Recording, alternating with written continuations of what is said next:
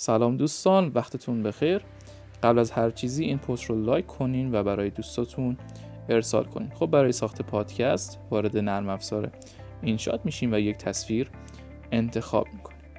به کمک این فلش ها میایم و تایم عکسمون رو افزایش میدیم با توجه به تایم پادکست. از قسمت کانویس حالا مثلا برای پیش‌فرض من سایز 1:1 مناسب برای سایز پست اینستاگرام هستش و شبکه‌های اجتماعی انتخاب میکنم و میام وارد قسمت موزیک میشم و صدای اصلیم رو وارد میکنم که مثلا صدای سخنرانی، حالا مثلا من صوت ایمان درمانی رو وارد میکنم و از قسمت ادیت میام تایم مورد نظرم رو انتخاب میکنم و فید این و فید اوت که ورود و خروج آرام هست فعال میکنم.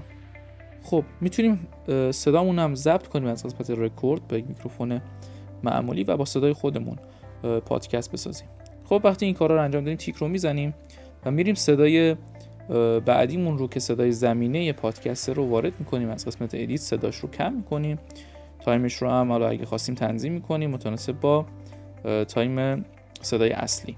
خب کارمون تقریبا تمومه، فقط توجه داشته باشین که تایم همه این صوت و عکس ها با هم دیگه هماهنگ باشه و ویدیوتون رو ذخیره میکنین و بعد میریم که فرمتش رو تغییر بدیم. برای تغییر فرمت وارد نرم افزار موزیک ادیتور میشیم و از قسمت ویدیو تو آودیو ویدیومون رو انتخاب میکنیم و فرمتش رو تبدیل به mp3 میکنیم. کافیه که فرمت mp3 رو انتخاب کنیم و اون رو ذخیره کنیم.